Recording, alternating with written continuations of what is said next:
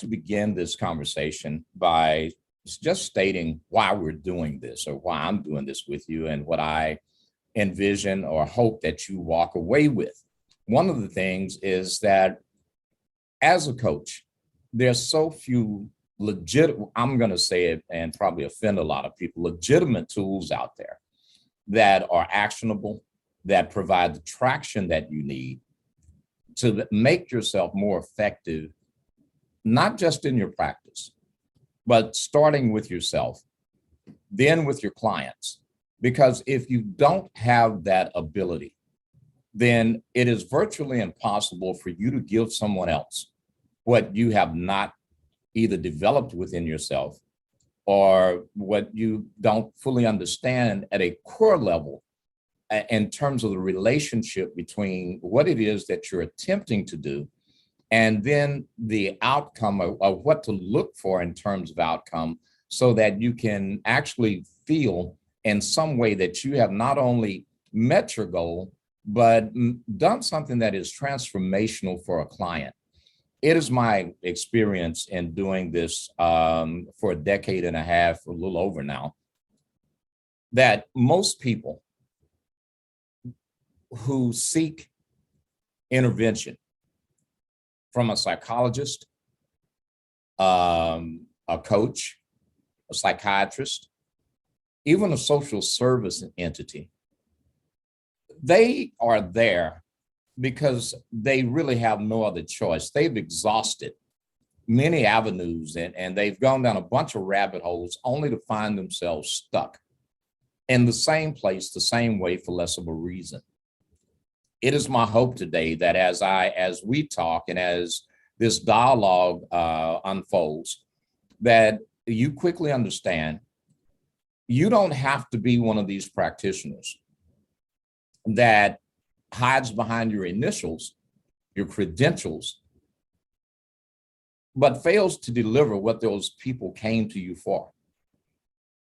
Money, as we all know, is something that no matter how much of it you have, you're in one of three different positions. You either don't have the resources, meaning the money, to bring the change and transformation into your life that you want.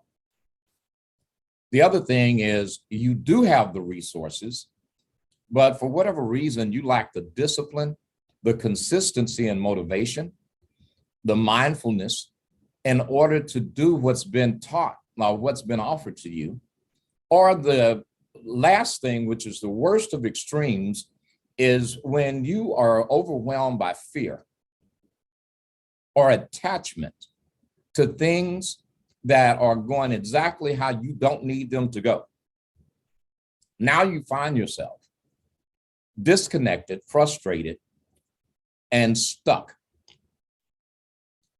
often to the expense and detriment of a career, someone you love, someone who's counting on you like a child, maybe even a company that you just started and someone left a stable environment to come to your chaotic environment and you're wondering, okay, what the hell do I do next? But at the end of the day, the people that come to you as a practitioner are coming there not because they just didn't have anything better to do. They're coming there because if, for whatever reason, they were looking online, perhaps someone just cared enough about them to say, you know, I know this person. Maybe they saw a video that you put on YouTube. They looked you up in the directory. But however they arrived at your doorstep, they're not there out of happenstance. My belief, and some people can call this the universe, you know, I'm pretty spiritual. I call it God, and I'm not trying to turn this into some quasi-religious or some weird, so please don't think I'm going down that alley. But they did not end up in your presence by accident. Now, this is what today is about. You owe them. You owe them capacity. You owe them competence. And they could have gone anywhere else but they're in your office right now. They're seeing you today via Zoom or whatever it is that you're doing. And when they see you, they expect to walk away with something that they did not have when they first met you. And today, my goal is to give you those tools so that you will not show up in the same lackadaisical or what you may believe to be some impressive demonstration of your coaching prowess, having missed the mark and having your client walk away scratching their head going, what the hell was that? What I've found in my last 5 or 6 years is that the national conversation about empathy is just gone off the walls.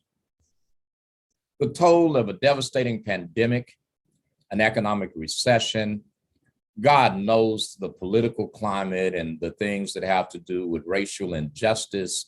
It's brought a disparity and to a serious state. And the reason why we are there, being honest with you, is because there is a lack of empathy in our culture. And when I say our culture, I am not limiting this to the United States. I was fortunate in the last year to present at the International Coach Federation Converge Conference. After that conference, I received maybe 100 emails. And people were asking, what is it that I can do so that I can take some of these things I heard in your lecture and make them come to life when I'm working with my clients? So today, my goal is to help you to do that. There's some competencies that we're going to talk about today, and I'll just ask you to take notes on those competencies and just think about some of these things that may have some help in getting you to pass your PCC, your MCC, or even your ACC certification. The core competencies that I want you to pay attention to, one is establishing trust and intimacy with a client. That's one. You can write this down because as you submit your recordings, you might want to demonstrate these things. If you are already an MCC or a PCC level coach and you're good with that, you might want to demonstrate these things when you work with your client and take them off of the chalkboard or the whiteboard and bring them to life in your session. The next thing is coaching presence. That gets screwed up so much because accurate empathy is at the core of that presence. And we're going to lean into that today. Another thing is active listening. That, unfortunately, has been taught. And I'm going to have the audacity to say poorly by many coaching programs, because people figure that means shut up. No, it doesn't. What that means is listen with intent at the expense of your ego and your client's feelings. And we're going to talk about how to do active listening a little later. And here's the big one. I love this term, the powerful question. One of the things that has been so frustrating for me as I lecture globally on coaching and the master level of coaching is many people assume a powerful question is some little witty retort that you came up with that demonstrates your prowess as a coach. When the greater truth is that powerful question is a pivotal engagement that you have with the client based on an observation. So again, to recap these, establishing trust and intimacy with your client, coaching presence, active listening, and powerful question is going to be at the center of this discussion today. One of the things that we have to understand is whether you're coaching an individual or you're coaching a group, a high net worth, in my case, high net worth individuals, public figure, and entrepreneur, Or maybe this is just an individual who's chosen to take the hardest job on earth, which is to try to maintain a continuity for a family called being mom and wife, or in today's culture, even a stay-at-home husband. We have to honor that our engagements with these people, for you, it's an hour, 45 minutes of a client showing up, but for them, that's not what this is. For many of your clients, you are going to be the only person who actually talks to them and gives a damn about what they have to say. You will probably be one of few people that is actually, in a sincere and authentic way, at least I hope you're sincere and authentic, is going to have a chance for them to feel valued, for them to feel that, you know what, I do matter. How I feel is real. My pain is real. The fact that I feel that I'm at a loss right now, it's okay to be at that loss. And I don't need to be berated, judged, condemned, be talked to in some condescending manner, because see, they came to you because there was something about your messaging, your branding, something that someone said about the engagement that they had with you that led this person to believe, I'm at the right place with the right person at the right time for what's going on with me. Now, when I say that, that's the starting point of accurate empathy. Just, you know the stats. 68% of CEOs say that they feel less respected if they show empathy in the workplace. Now think about what I'm saying to you. 70% of this same group of people say that, it's hard for them to demonstrate empathy at work. Now, some of my research, this is going to blow your mind. The people that should give this empathy to your client are the people that are closest to heart and most near and dear to their lives. And that could be a husband, a significant other. It may even be their doctor. So now they're sitting in your office and you have this power to demonstrate and show somebody that, you know what, you matter to me. Now, I'm not saying when they walk up, you hand them a bouquet of roses and give them a big hug. Matter of fact, that might be inappropriate. But what I am saying to you is that by you not being distracted, by you actually clearing yourself to be fully present is the beginning of accurate empathy. Now, one of the things that I'd like for you to put in your notes, what is the most important part of your coaching session? And I want you to think about that for a second. What is the most important part? Is it? And in some programs, they say it's getting the focus. Okay. Other people say it's creating an outcome. In the health and wellness space, they'll say possibly the generative moment. All those things are necessary. And I know somebody that just got out their program and got their 125 hours is going to say, I know it's the coaching agreement. Well, all those things are just components. They're not the most important element. The most important thing for your coaching session is the 3 to 5 minutes before that session starts. That's the time that you center yourself. You take this thing, I call it a business person's crack.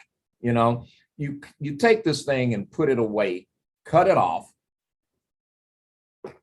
turn it upside down. You put a do not disturb sign on your door. And I'm not saying when your client gets there.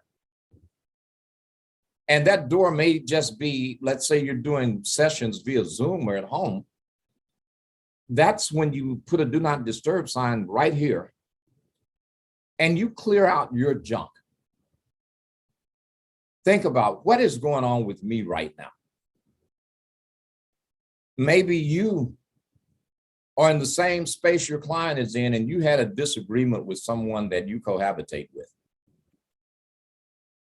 In the workspace, you just got some news that you really didn't want to get, whatever that might be. You don't feel well.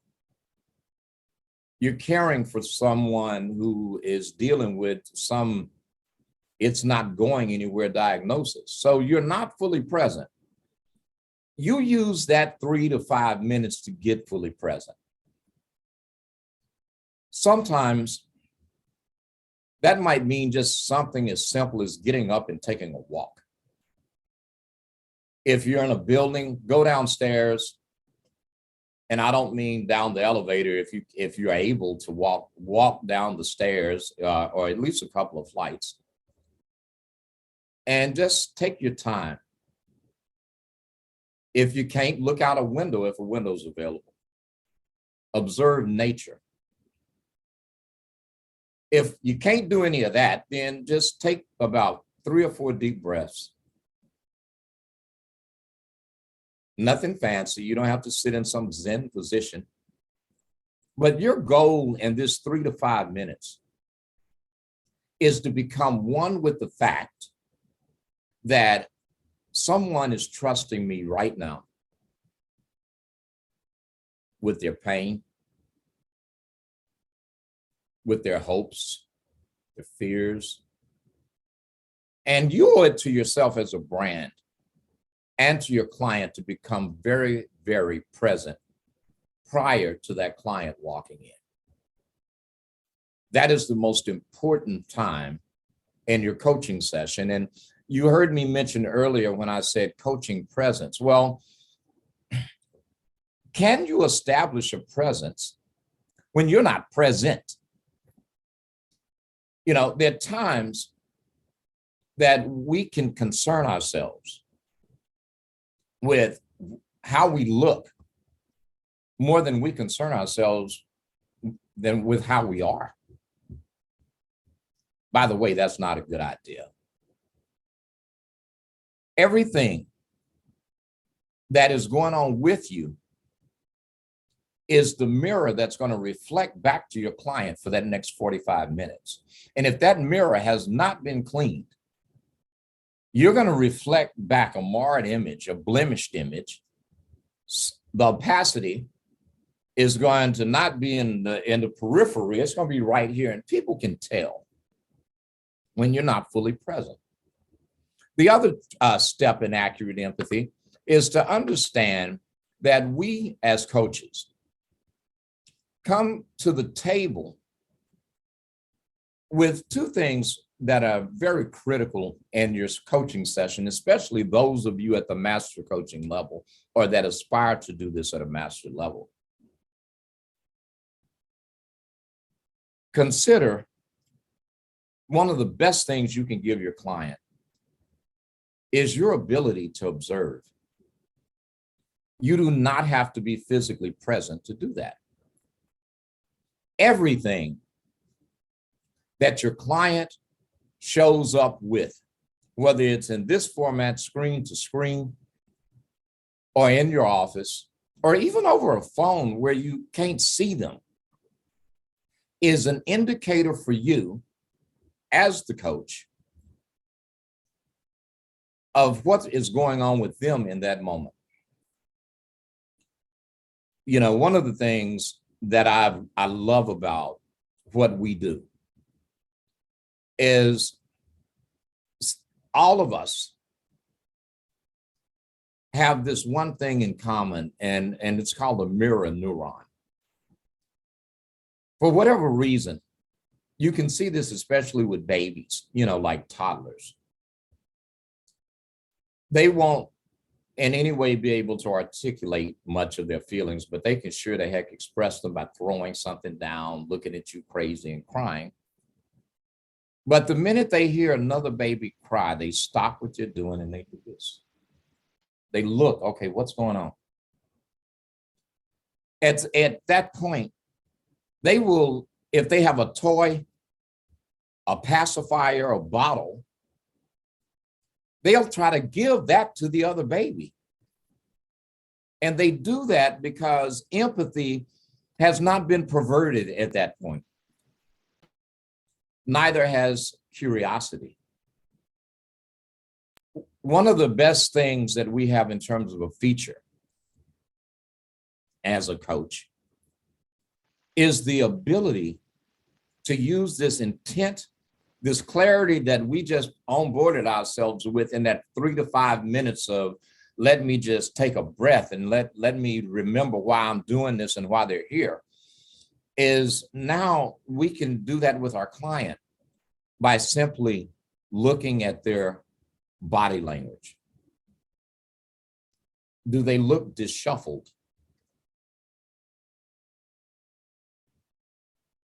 What are they doing with their facial expressions? One of the things I teach graduate students is that language is the last thing we use to communicate. The first thing we use to communicate is a facial expression. And then the next thing that we use is that body language. Pitch, tone, and inflection comes third. Now, I want you to pretend for a minute that you're me and you're about 8 or 9 years old. My late father, Cicero Young, was a very prayerful, spiritual man. And in my family, I had to go to church every Sunday. I couldn't ride my bike, which, by the way, at 8 and 9 was my favorite thing to do, is to be outside playing and on that bicycle. And sometimes I had this habit, like most kids, of talking too much at the wrong time, the wrong place. And for me, everything was funny. So I want you to be me for a second. I'm going to be my dad, and I'm going to show you how fine-tuned this skill set is that you have. Now, you're me, and you're over there running your mouth, acting silly in a place where it's highly inappropriate, and I'm my dad. My dad does this. Now, what's that look mean? Right? Now I'm going to give you another one. Watch this one. Now, I didn't say a word to you, but if you're paying attention right now, you quickly picked up what that look means. And if I was in a group of people, I'd ask you, what does that look mean? Somebody say, you better stop with doing what you're doing. Well, that would probably be about right. What's that second look mean? Yeah, keep on. I got, so those of you that are my age, we kind of got, we didn't get time out. We wish time would run out when we got in trouble. But the bottom line is your clients are giving you these same offerings when they meet with you. They are giving you that look of, they are giving you that, and they may not even know it. One thing I love about Zoom is if you log on and get a chance to log on early enough, I always call it the Zoom moment. You catch people doing stuff and they'll be like, give you that kind of a response. But the truth is, you can just observe when your client and look at them and say, well, how are you today? Which, by the way, should probably be your first thing that you say to a client. And that facial expression and that body language tells you how they're doing, because there's this thing in psychology that's called inappropriate effect. We know it when you hear someone say, I'm going to kill you. Well, wait a minute. How are you laughing and telling me you're going to kill me, right? That doesn't match. And see, when your clients say things that are out of alignment with their body language and with their facial expressions, you as a coach, that's the first active listening skill that I'm talking about. The next one is the pitch, tone, and inflection. Example, good morning. Same word again. Good morning. Good morning. I said the same thing, but did I say the same thing? No. And as we become active listeners, that means that you are participating and listening using more than these things on the side of your head with the holes in them. You're using this, you're using this. And that's the tool. At that point, accurate empathy now goes from being a generic phrase, a cliche, to being a mechanism, or I like to put it, a way of being in the moment with your client, that they feel a sense of connection and resonance with you because now you are chimed in to what's going on with them. One of my lectures on the law of attraction, I start talking about quantum physics and string theory. And I'm going to make that real simple. You know, the string theory basically is the presumption that in the universe, everything is a form of energy. And when something strikes at that chord, that resonance level, that vibration, that it resonates with something like itself in another place, another space. Hence, again, this mirror neuron thing I'm talking about, hence the engagement of listening, because listening is a dichotomous relationship where someone is giving you something and you get to take it back and, okay, what am I going to do with it? And again, this goes back into that presence as a coach. That should bring your client to a point where they feel safe. In positive psychology, you hear the phrase unconditional high regard. You know, those of you who have studied Carl Jung, Horney, or any of the top 50 theorists in applied or in psychology, all of them in some way touch upon this engagement for appreciating the client for being a whole and complete being. Well, coaching is no different.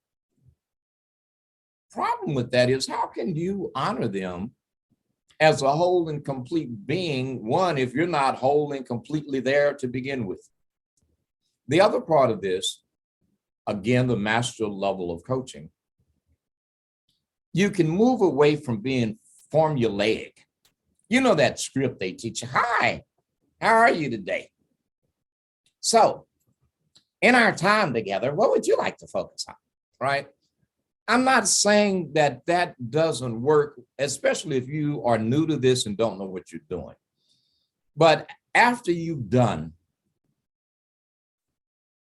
20 or 30 coaching sessions, and I'm saying that's as a novice, let alone you've been doing this for some time, I mean like a couple of years, you have some credentials and you've got your 500 hours in for your PCC or your 2,500 for your MCC, there should be a place with you now that goes beyond a formulaic method, mechanized way of engagement, so that when your client shows up, you can say, well, how are you? May I state an observation? Now, again, this is a coaching technique. Never, ever say, it looks like you're, no. You are an effective witness as a coach. That's what you are. And by effective, I mean, you are confirming your observations. I think in dialectic behavioral therapy, I love the way that they have a methodology in that, where one of the first things that you do, it's called the DEAR approach, where you describe. You don't judge, you don't make an evaluation, but you describe what you're seeing. Okay, may I share with you my observation? May I describe what I'm observing? Again, it's not subjective. You're not guiding anything, because as a coach, your job is not to chaperone somebody's feelings. Your job is not to give them a sense of validation or approval. Your job is to help them to feel aware and to help them connect with themselves by you being so present and so engaged that you are curious about what it is you're observing and how it's presenting. Example. Well, may I state an observation? You said you're doing great, but I don't see that smile on your face. What is it that you're feeling right now? Because here's what I don't see. Help me to understand what I do see. What's going on? And be quiet. See, we have, in many of these training programs, and I'm talking about really high dollar programs that you see at universities, which I lecture at a lot of tier 1 universities for their executive coaching programs. And also I'm a national board certified health and wellness coach. But this is wrong. When we are so mechanistic that we think it's not okay to interrupt the client with an observation. Matter of fact, it's more than okay. That's what the hell they're paying you for. They're not paying you for approval. They're paying you for disruption. Marsha Reynolds, and I think her book is, Coach the Client and Not the Problem, or something like that. But that's the premise of the book. And one of the things that people tend to do as coaches, especially those of us who have some medical licensing, a consulting background, you want to use coaching as a skill, not as a profession. And that's okay. If you're a consultant, you're a nurse practitioner, you're a physician assistant, whatever it is you're doing, and you're using coaching skills, I get it. You're not, this is something you might want to make note of, but if you're practicing as a coach, then the awareness and how you show up does matter. The fact that you can cause disruption is not a bad thing. What you're doing is creating a shift from what has been normalized within your client's self-awareness or psyche to the point that you are merely doing the second thing in that deer model and dialectic therapy is now I'm expressing what I'm describing. But here's the trick. You want them to express back where your observation may be wrong. One of the companies that I lecture for in the diversity space, I made a comment one day during a coaching demonstration, and now they've added it to the curriculum. And that comment is, I'm open to being wrong. See, as a coach, you're not supposed to be right any doggone way. Lots of coaches think that, hey, do you see all the junk on my wall? Well, man, first of all, your client doesn't give a damn about what you have on your wall beyond the fact that they needed to know you knew or had been vetted. Other than that, this junk on the wall means zero if they walk away from you and feel like that was transactional, not transformational. Great coaches create disruption. You create that disruption through observation, and you do it by interrupting your client from what has become something that may be a huge contributor to their ability to lie to themselves and believe what someone said 20 years ago about them. Believe that failure defines them. It doesn't determine the next step.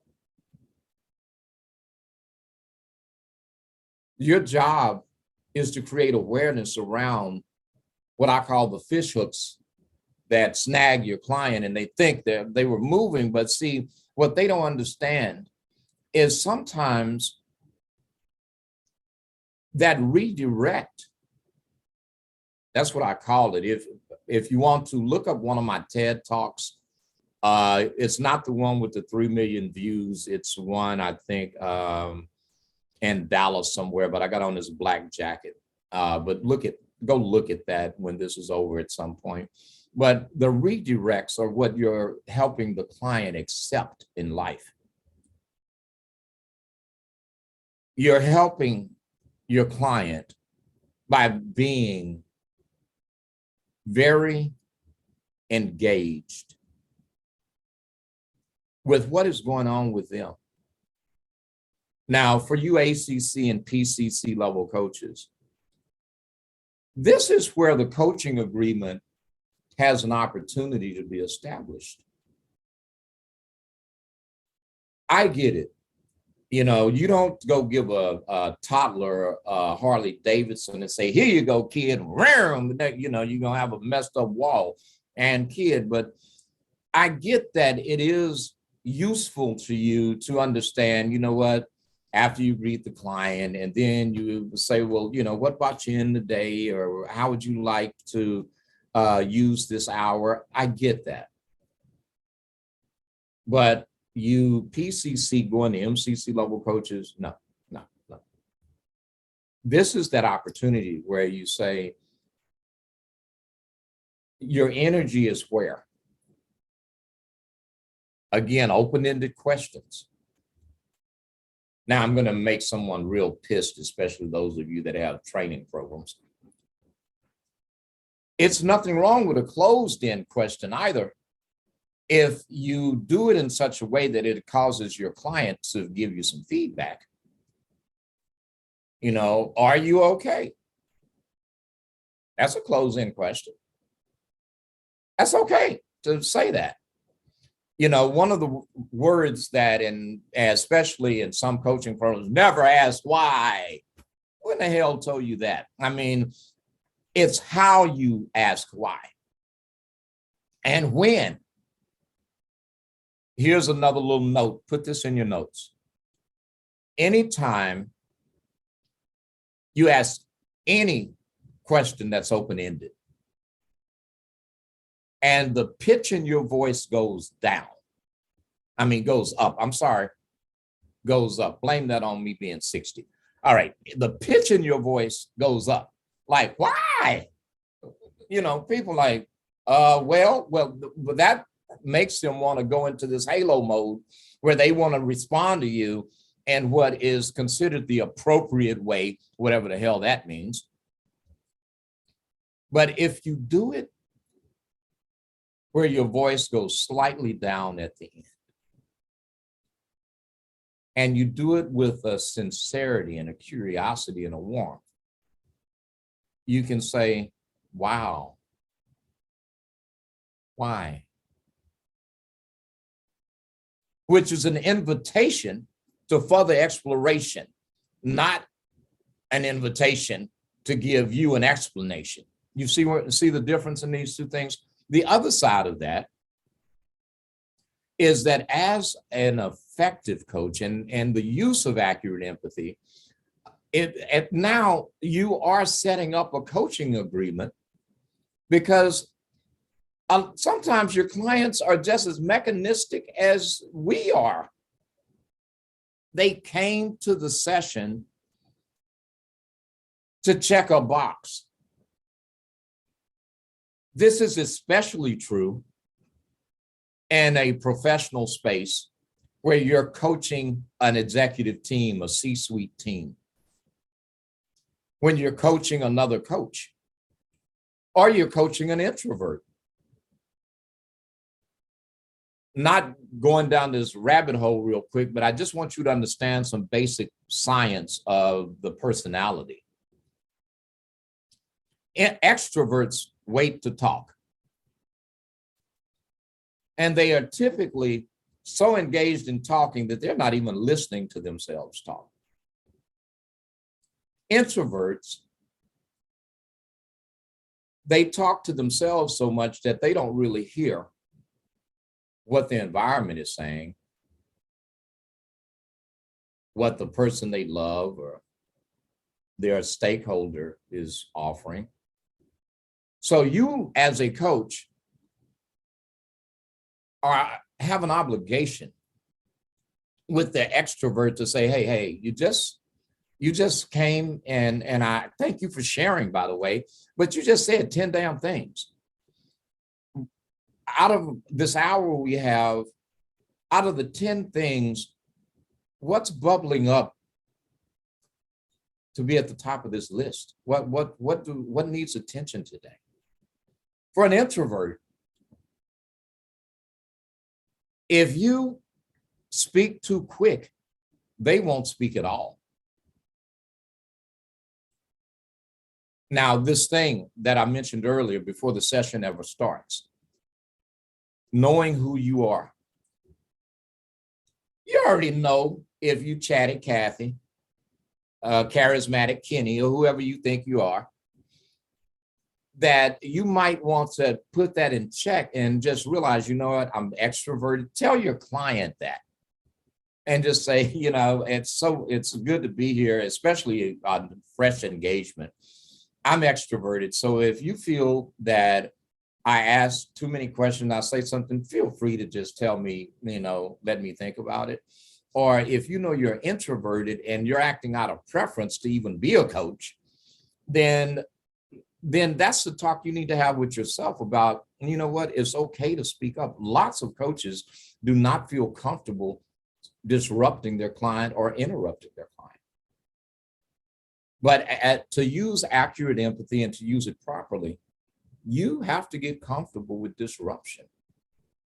You have to get comfortable with challenging your client to pay attention to the things that you observe, the things that you express. It's okay to give these people pushback. Now, I know we're coming into the end of this because this time goes really quick. I would like, as I'm wrapping this up, for you to stop and think about some questions and even real case scenarios with some of your clients where you've had some misconceptions about empathy, what it is and what it isn't. What do you feel may be a danger zone for you? What is it that you're not comfortable saying or doing, or what you've done that worked, but it's now become your default, so you just go to that? Like, let me tell you, one size does not fit all. And because somebody did this to you in your coaching program, or a couple of clients said, oh, I really love the way you did, don't get comfortable. Because if I'm just to be honest with you, one of the reasons why I'm so big on doing these lectures and teaching, and I don't take everybody for a mentor coach. Maybe out of 50 people that come to me, I'll take one or two.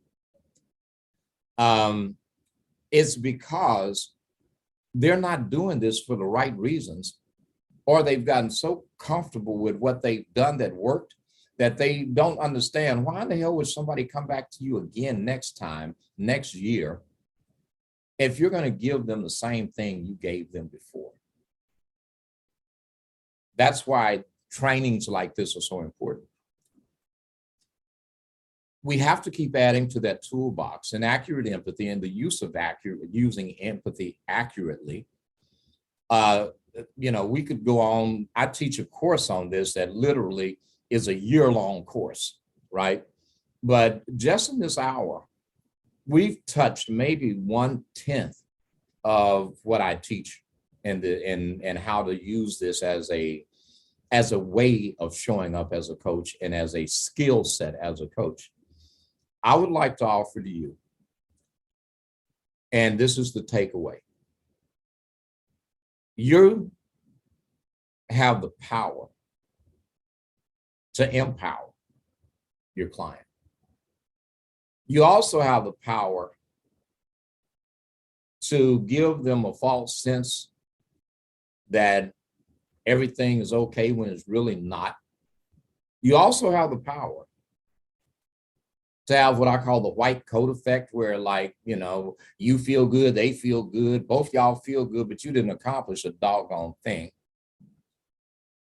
Or as I said to a colleague of mine at a major medical facility last week, she was bragging on the institution that this institution had aligned itself with, which is a tier 1 university with a well-respected name. And I said, their coaching program sucks. And she looked at me and I said, it does suck. I said, it's a box check. They teach all the right components, but I've seen the coaches and I've seen their work, and it's not transformational, it's transactional. So it's a great box check. You're not here to check boxes, people. You're here to bring lasting and meaningful transformation to both yourself, because you can't give your clients what you're not giving you, but moreover to your client. And if you want to be successful as a coach, creating transformation within your client is the best branding and marketing strategy that you could ever use. And if you do that, I promise you, your practice will flourish. So with that, we can open up the floor, Jimmy or Misha, to take questions. So no questions yet, Dr. Young, but a lot of wonderful comments coming through of how refreshing this is to have some real talk. You're just laying it out there. And you're probably speaking a lot of what goes on in our minds. That's the reason why so many of us are identifying with you. And so there's a lot of comments in the chat that you're just bringing truth, and they're so grateful for it that they're quoting you. And I'm taking notes as you're talking too. Wow. Well, hey, make sure you guys put that on Google. No, I'm being funny. But here's the truth that I would like to just add to that statement is use this time right now well, because there are very few programs out there that are going to be this willing to offend and this willing to put you in a position to take what you're doing inside the practice and make it actionable. One of the things that people ask is, Doc, how did you create $1 million coaching practice? Or how is it that your practice is so successful? And the answer to that is real simple. I make sure that my clients are successful. And you can't do that using cookie cutter methods. So take the time now to ask whatever questions or case situations you're working with a client, or even if you're working with some corporate teams, and I'll be happy to give you hopefully some tools that you can now have an answer where there was a knowledge gap. So Dr. Young, we have Eric who's asking that what kind of recommended readings would you suggest for that to foster transformation versus I'm looking now, I don't remember. Hang on a second, and I'm going to give you guys that is probably one of the best questions someone could ask. All right, a couple of books. One is Nonviolent Communication by Marshall Rosenberg. And the premise of nonviolent communication is showing how to engage conflict without triggering a visceral response. You as coaches in the corporate space or the space that's relational be it family or whatever, it is critical that you understand how to get the conversation migrated into one, what in the hell are we, why are we having conflict? You know, what is this about? What is the subject and the goal of the conversation and the engagement? But Marshall's book is really, really an excellent tool. Another one is, this is somewhat clinical, but it's Daniel Goleman's book, Emotional Intelligence. Emotional Intelligence. I've found that that book has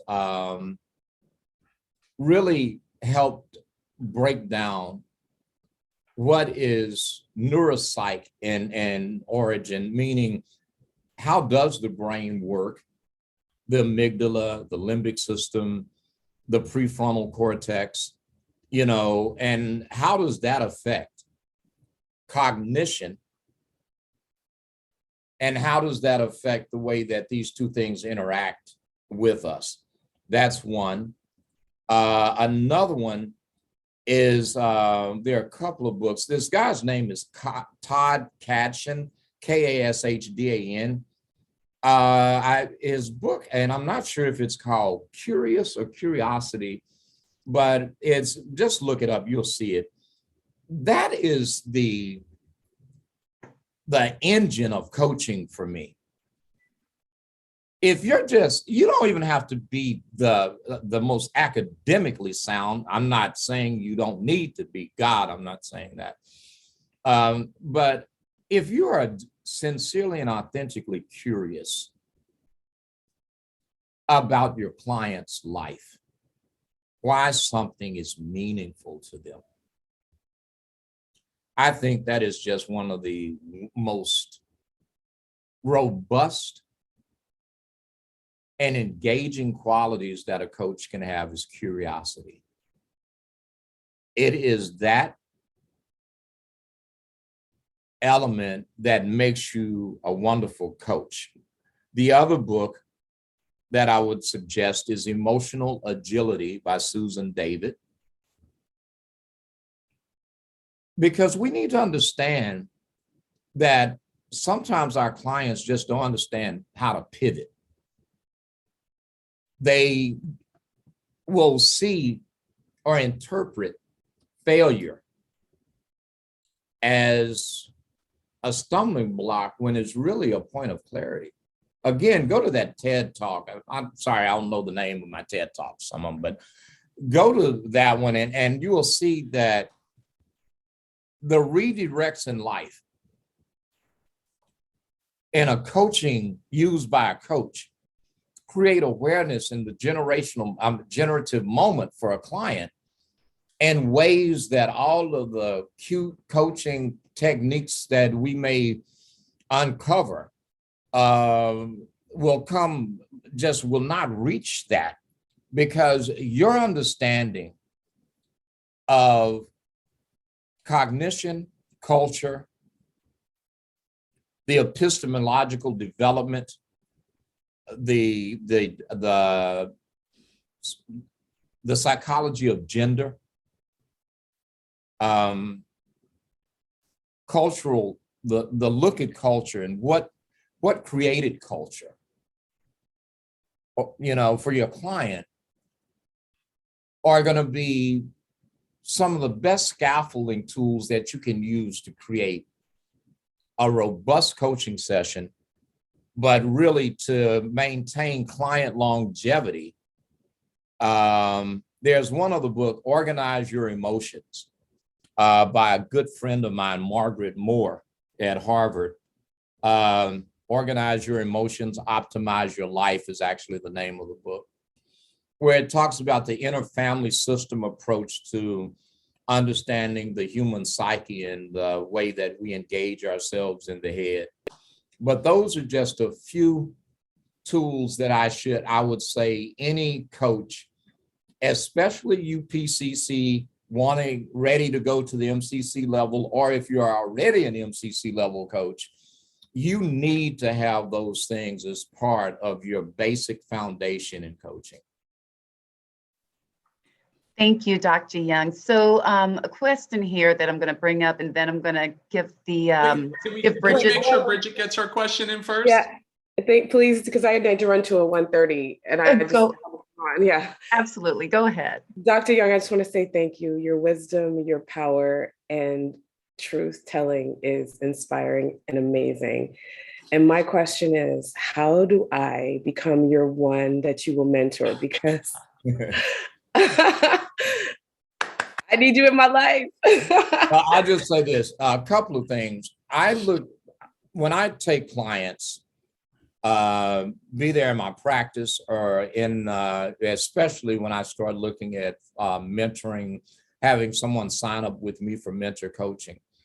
I take it on a case-by-case basis. It's not cheap. It's not, gonna be like you just went and bought a Bentley or something, but you have to be willing to invest in yourself, because if you don't want to invest in you, why in the hell should someone else invest in you? And the other part is be permeable to information, because, knowledge when applied is power. Having knowledge means nothing. So when I work with or choose mentor coaches to work with, and I might do maybe 20 within a year. And then I get asked to do that about 1,000 times a year, if that tells you something.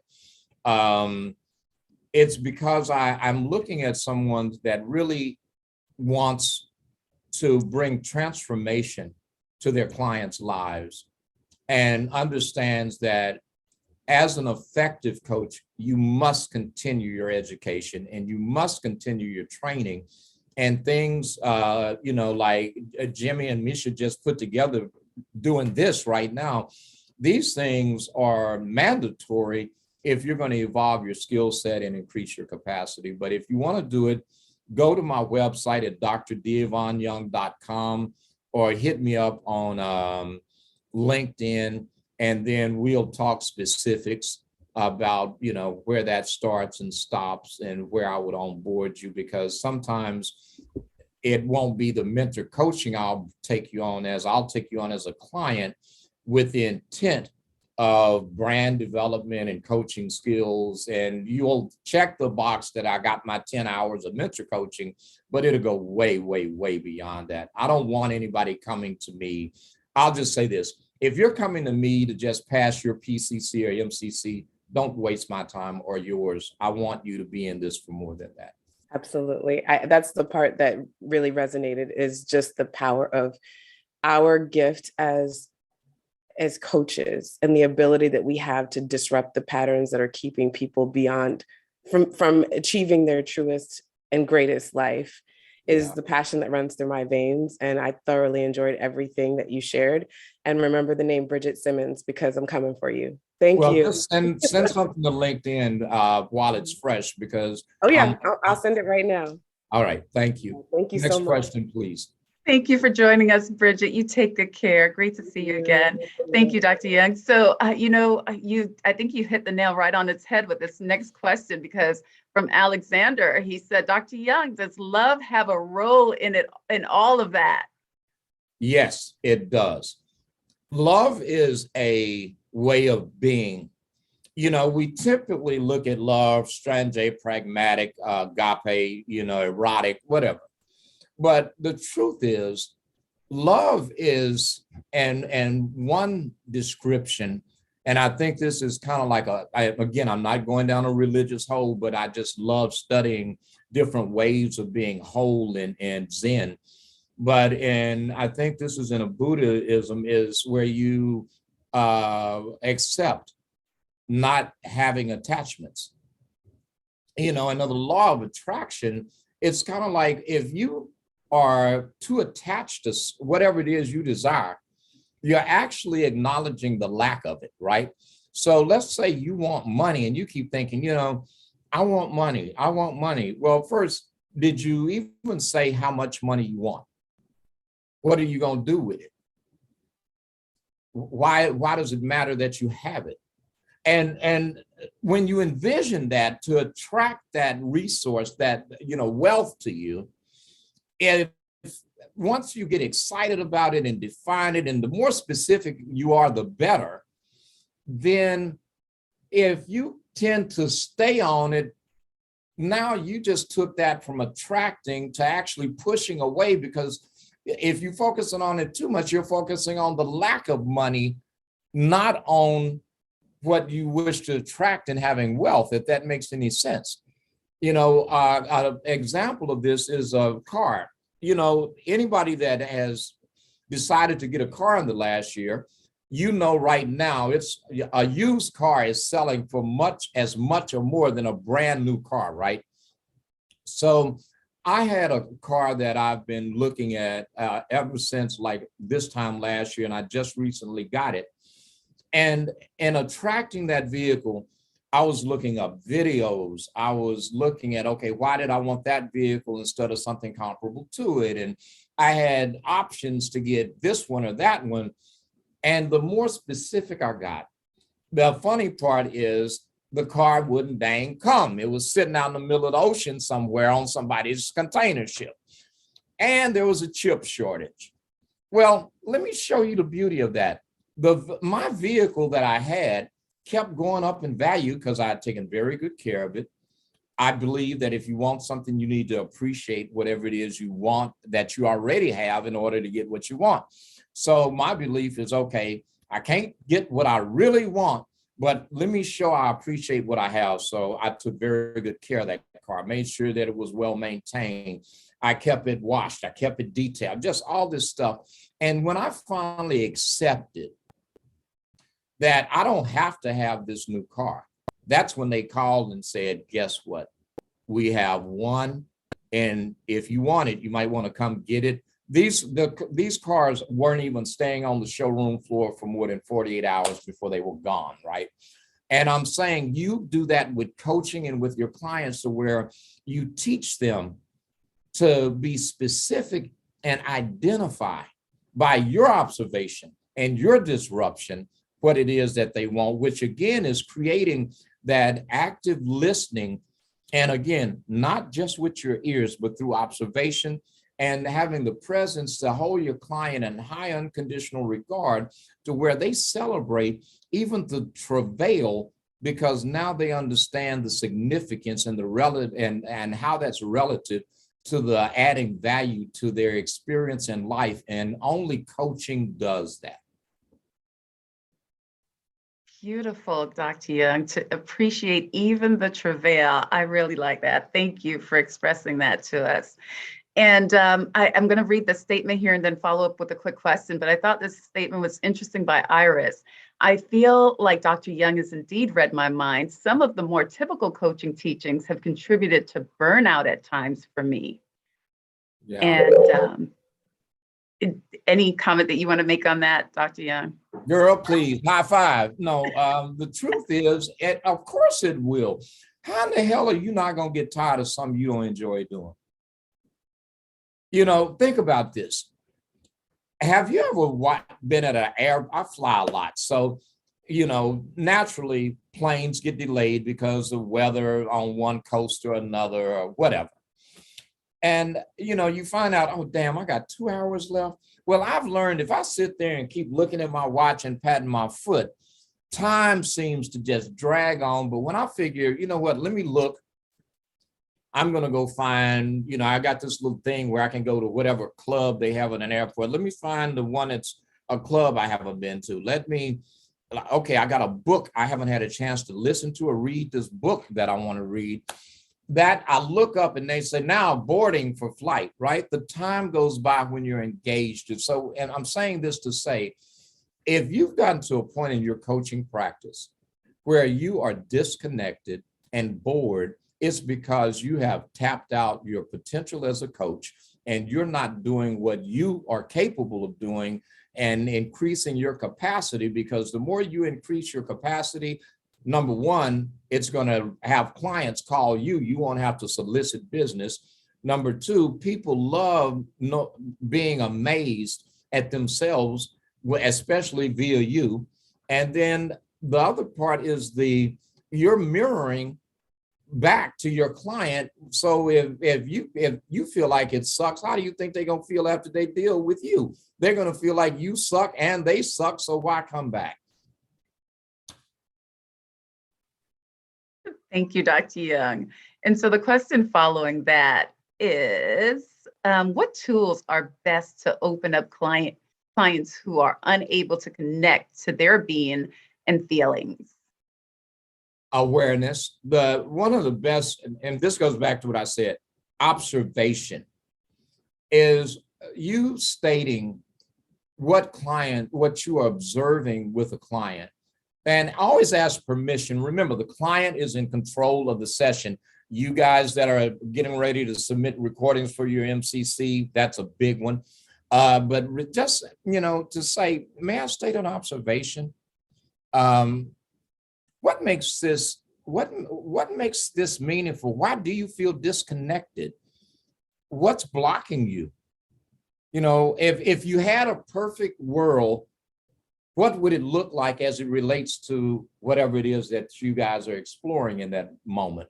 But taking the conversation into spaces where the client has to ask themselves something deeper and more meaningful will automatically reinvigorate that coaching session as well as that client's introspection.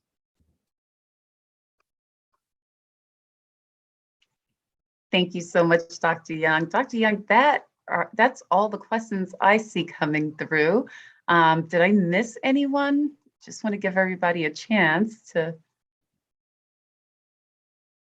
share or ask their questions.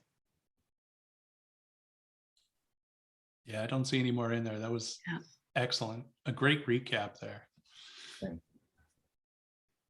Well, in closing, I'd like to say, for more information about me or what I do, you can just Google Dr. D. It's the initial. The middle name is spelled like Ivan. It's pronounced Devon, but either way.